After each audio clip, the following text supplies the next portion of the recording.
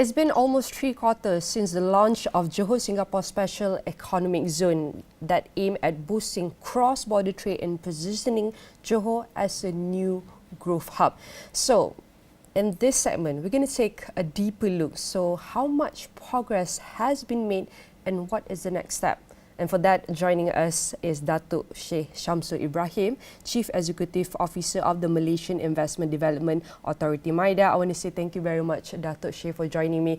Firstly, we know that it has been almost 3 quarters since the launch of JS-SEZ. We want to take a look at the progress currently. How does the JS-SEZ fit into the Malaysia a broader investment narrative, especially in the context of NIMP 2030 and the national reforms? Maybe you can share with us, Datuk. Thank you, Nina, for having me in the Astro Awani interview session. To me, the Johor Singapore Special Economic Zone, or famously known as JS-SEZ, is our most strategic play in ASEAN. And ASEAN is exactly where global companies want to be.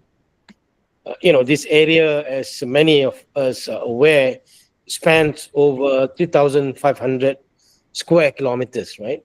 And more than 4 times the size of Singapore.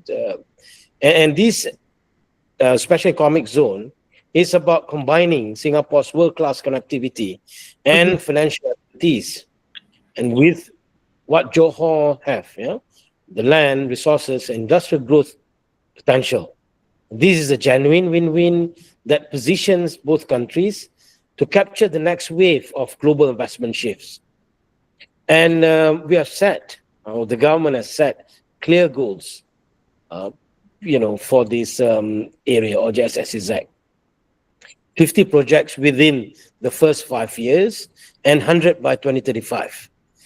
Anchored across 7 flagship zones and 2 designated areas, stretching from Johor Bahru City Centre to Pengerang. These projects target high-impact sectors like advanced manufacturing, logistics, digital economy, green energy, food security, as well as tourism, to name a few. And each one directly supports NIMP 2030's mission, that are moving Malaysia further up global value chains, accelerating our net zero ambitions, building tech champions, and also creating high-value jobs for Malaysians. Crucially, the Johor State Government also has already rolled out key reforms to make this vision work on the ground. The Investment and Facilitation Centre Johor, or IMFCJ, is now a true one-stop centre, where they are cutting red tapes and making, approvals fast-tracking approvals. Local authorities are basically digitizing business licensing, streamlining land approvals, and also improving custom coordination, even creating task forces that resolve investor issues in real time. So to me, the message is very clear. This area is not just bilateral idea on paper. It is being implemented with reforms and facilitation that make Johor and Malaysia faster, more transparent, and also more competitive for global investors. As you mentioned, this is not only as a bilateral agreement on paper, but to upgrade Johor, Malaysia, Singapore to be more transparent and more resilient within the global view. From MIDA perspective, Datuk, what key progress has been achieved so far, and what are some of the level of interest in investment within the JSSEZ that MIDA has observed, both from Malaysia and Singapore investors? Not only that, but also the global player. Okay, from our perspective, this special economic zone has achieved remarkable progress in a very short span of time. It began with the MoU signed in January last year, which created 4 working groups. And MIDA plays a leading role in 2. Economic sectors and also ease of doing business. That reflects our mandate to attract and facilitate investments. And that foundation led to the formal signing of the JS-SEZ agreement in January 2025. Yeah? And since then, the results speak for themselves. Between 2024 or last year and first half of 2025, we approved nearly 500 investment projects, yeah, or to be exact, about 496 investment projects worth 70.8 billion ringgit Malaysia within this area or special economic zone. Yeah, to put that in perspective, that's almost 10 times of the target, or 5-year target, where we deliver it within just 18 months. Yeah? And even more encouraging, because we don't just talk about approvals here, we are also talking about implementation of projects. Yeah? So more than half of that 496 projects have been implemented. To be exact, 268 projects, or 54%, are already being implemented across many high-value sectors, such as information and communication technology, electronics, including semiconductors, machinery and equipment, chemicals, to name a few. And the investors,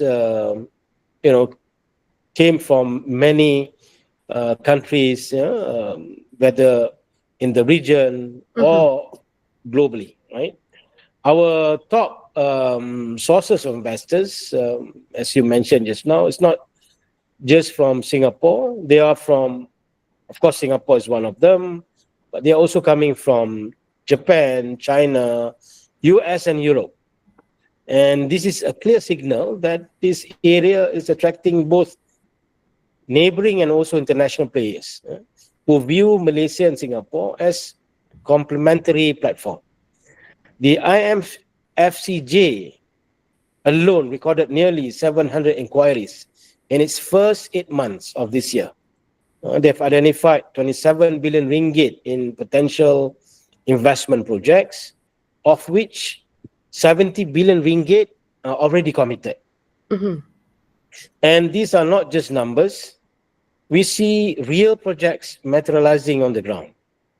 I can name a few here. One is Ferrotech. They are in the semiconductor machinery and equipment industry.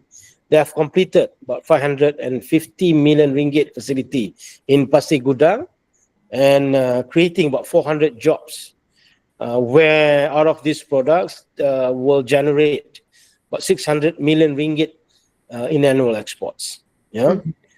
The other one is STT GDC Malaysia, where they are developing 22-acre of hyperscale or AI-ready data center in Nusa Cemerlang Industrial Park, Johor. I think the ideal workload for them is about 100, for this project is 120 megawatt by 2027. Yeah. The project will support advanced cloud computing and AI applications, and that position Malaysia as digital gateway for Southeast Asia. The other one is ColorCon Malaysia. This is from the US. They are investing 400 over million ringgit in the state-of-the-art facility in SRC Johor. The project will be operational by Q3 2025. This project will integrate Industry Revolution 4.0 technologies and energy efficient systems. This project will also advance Malaysia pharma R&D ecosystem, where they manufacture high-value film coatings and excipients and create 88 skill jobs while strengthening regional supply chains. The other project worth to mention here is Insulate Malaysia. They are also from the US, where they are expanding their global footprint with 200 million facility. 200 is in USD, so you times 4 is about close to 900 million ringgit, what they call facility in Gelang Patah. And they are manufacture they are manufacturing insulin systems. Yeah? And last but not least is South Korea, SPC Group, where they are anchoring halal manufacturing operation in Johor with the R&D support in Singapore. So each of these projects proves to us that the special economic zone model actually is working. It is delivering investment that create high skill jobs, strengthen the SME linkages, yeah, and also move Malaysia up the global value chain. And it's, as you asked just now, it's fully aligned with NIMP 2030. All right, Datuk, we talk about a lot of big projects comes with big responsibility and commitment from the planning until the end of execution. Maybe you can share with us how is MIDA working together with the federal and even state, Johor state authorities to ensure a smooth implementation within the JS-SEZ framework, Datuk. Maybe you can share with us.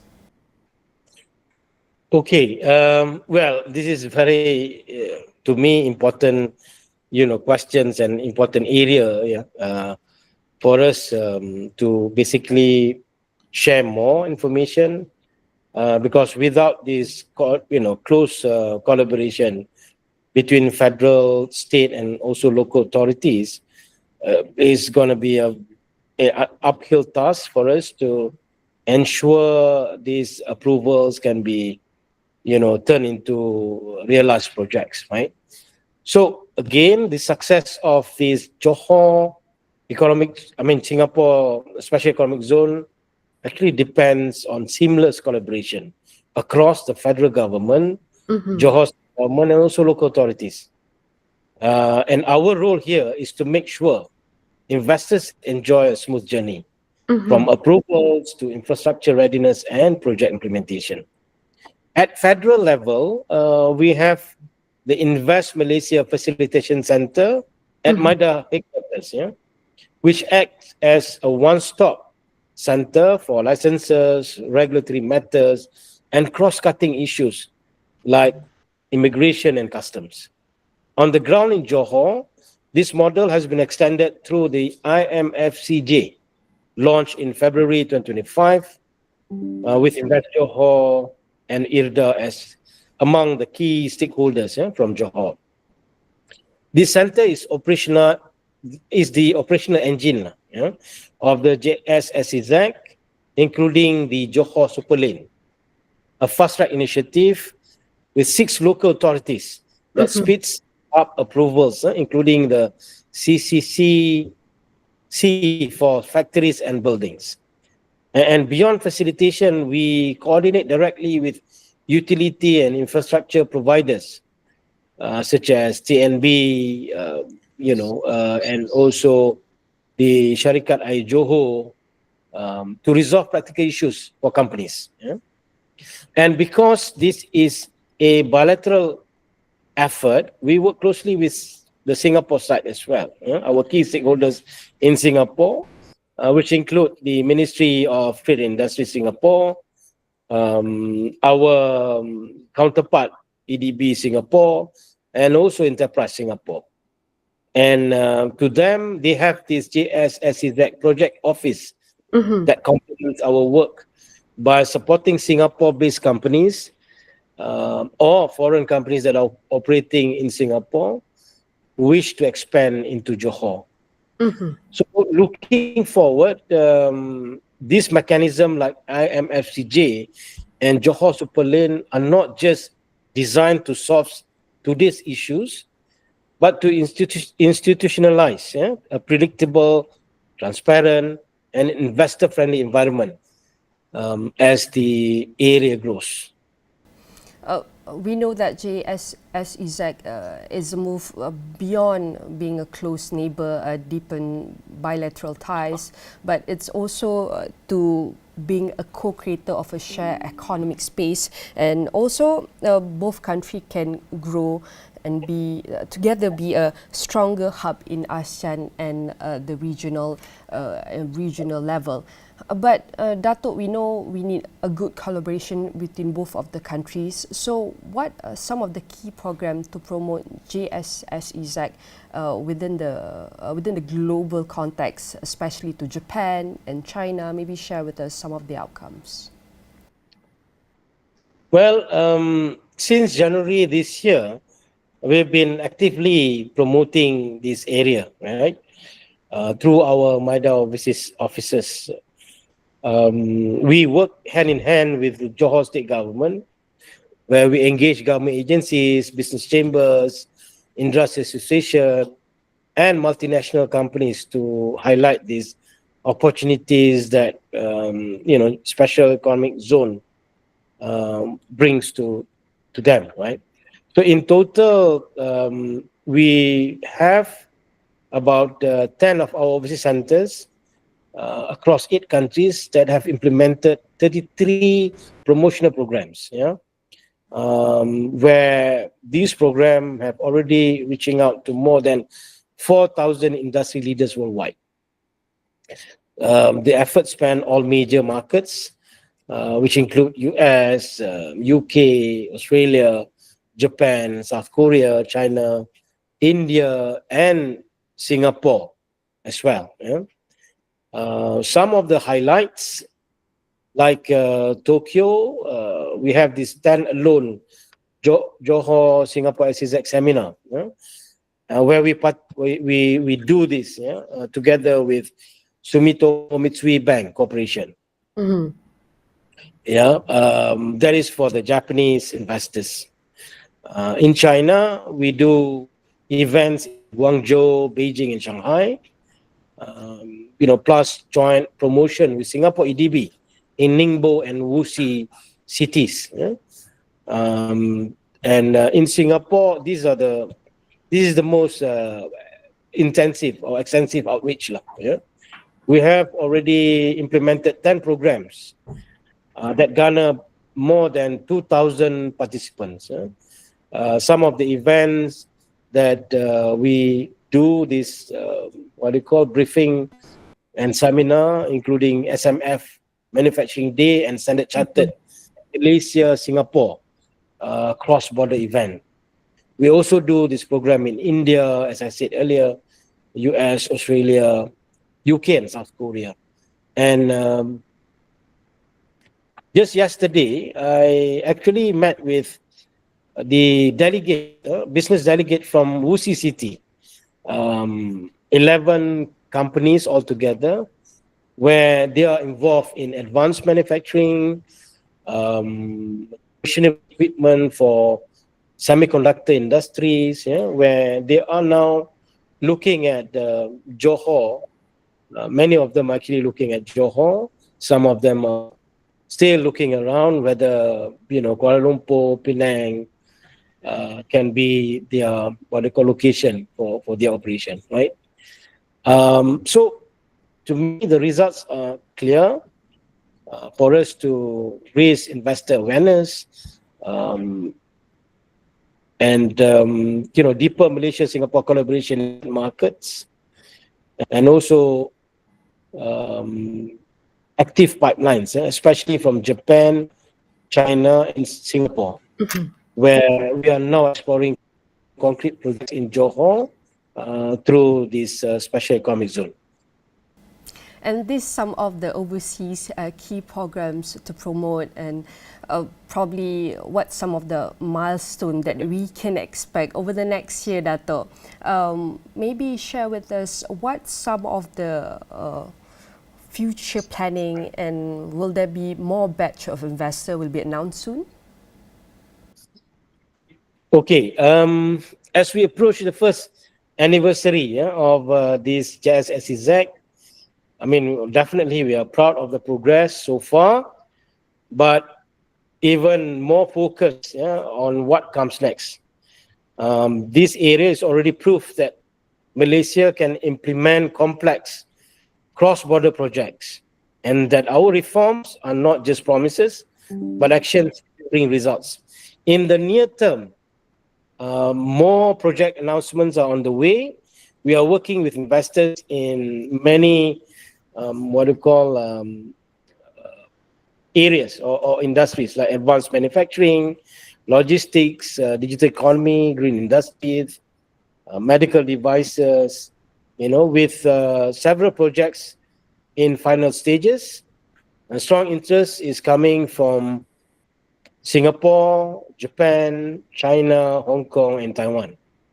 And a key upcoming milestone is the second JS-SEZ Joint Investment Forum on 14 October 2025 at Marina Bay Sands. Yeah? This is in collaboration with Singapore EDB, right? I think Enterprise Singapore is also a supporting partner for this event. So this event actually will showcase progress and opportunities to investors and also spotlight sectors such as, the priority industries that we want to push further for JS-SEZ. Yeah. Looking ahead in the next 3 to 5 years, the focus will be on deepening supply chain integration, strengthening ecosystems in semiconductors, green technology, smart manufacturing, to name a few, and this will position the JS-SEZ as the hub for companies serving Malaysia, Singapore, and the wider ASEAN market. For MIDA, this area is more than an investment zone. It is a symbol of Malaysia's broader commitment to efficiency, innovation, and regional integration. So each project rooted here adds credibility to our message. When Malaysia commits to reform and works hand in hand with our neighbors, we create opportunities that benefits all. Definitely, this is very exciting moving forward and a very proud milestone that we have achieved so far.